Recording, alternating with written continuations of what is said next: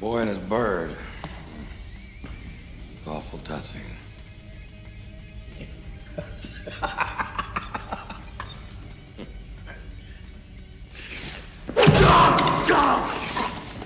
For fuck's sake, die, will you? Give me that thing.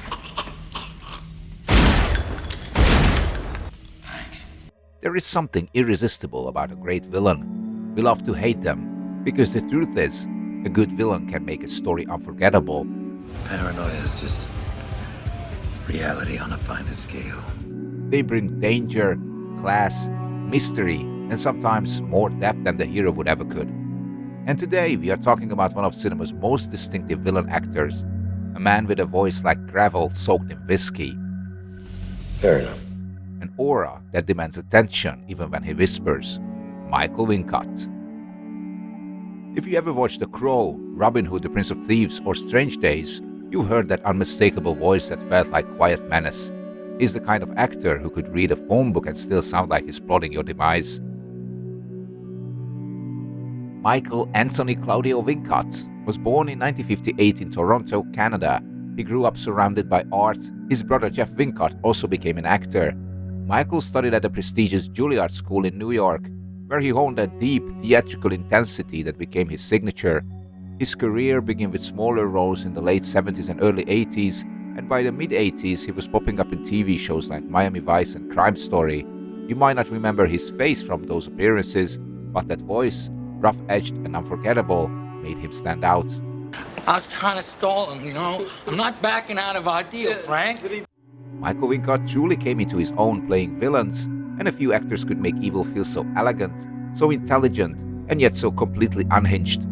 His first major break came with Guy of Gisbourne in Robin Hood, Prince of Thieves, next to Alan Rickman's flamboyant Sheriff of Nottingham.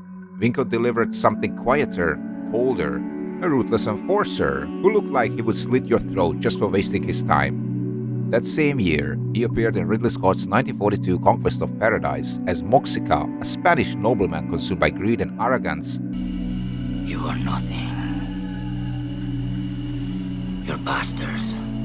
It's a grand historical epic, and yet Wincott manages to be one of his most human monsters, a portrait of conquest and cruelty wrapped in velvet and steel.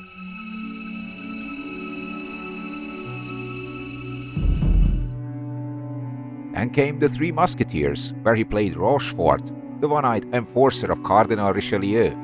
It's a swashbuckling adventure, and Wincott chews through it with glorious menace, turning every sword fight into operatic moment of danger.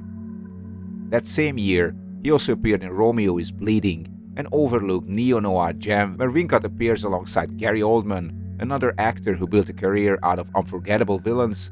The two of them together are electric. It's dark, sensual, violent, and criminally underseen. Honestly, I might have to make a full video just about that film one day. Then came what's arguably his most iconic role, Top Dollar in The Crow. Long black coat, long hair, dark humor. But I chased him down, and he flashed right Steve-Bird to his fucking car. Oh, Steve-Bird, it's you, buddy. Maybe we ought to just videotape this, play it back in slow motion. And that voice, dripping with contempt. It's one of his most emblematic performances, a mix of rock star charisma and gothic horror. It's where I first noticed him, and like many of you, probably the moment I realized, this guy steals every scene he's in. Next, he took part in Jim Jarmusch's existential western Dead Man, alongside Johnny Depp. Minimalist, strange and haunting, it showed a quieter, poetic side of Wincott's intensity. That same year, Catherine Bigelow's Strange Days gave him another unforgettable villain role, Philo Gant, a sleazy music producer and black market dealer with a taste for voyeurism and control. It's a role that fits him perfectly, seductive, corrupt, and fatally confident. In Basquiat, directed by Julien Schnabel, he switched gears, playing real-life art critic René Ricard.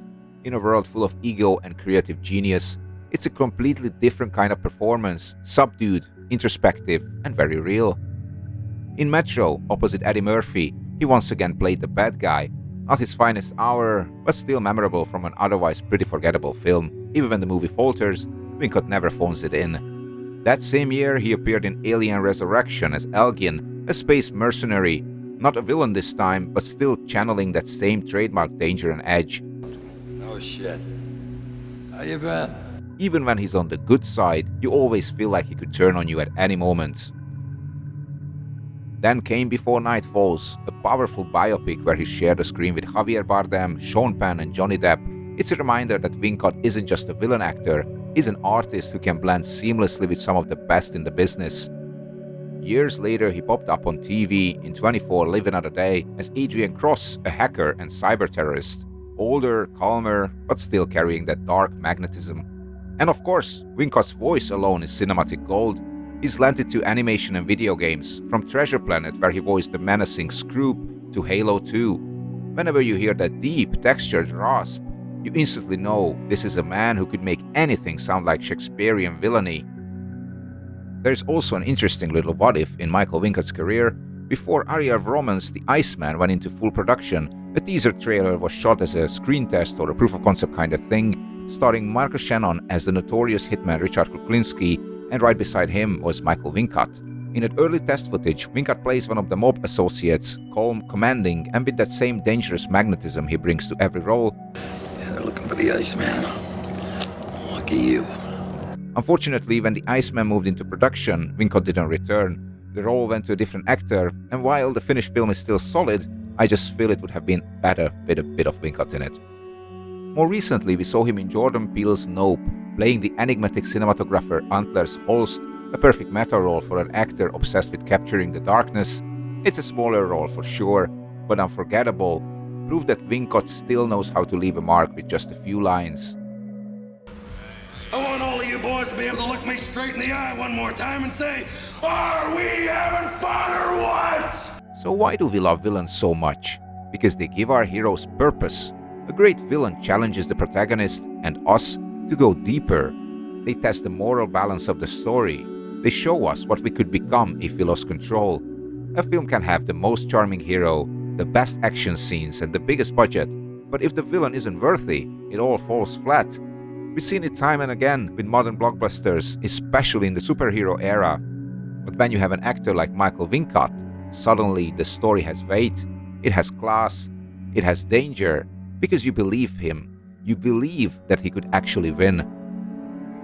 Michael Wincott may never have been the leading man, but he's the kind of actor who elevates every film he's in. He's the shadow behind the spotlight, and one of the most unforgettable villains in cinema history. This has been The Villains We Love, a CineCurious series celebrating the actors who make evil look good. If you enjoy this, stay tuned. We got plenty more devils, masterminds and madmen to come. Until next time, keep loving the villains, because without them, there is no story worth telling. Thanks for watching.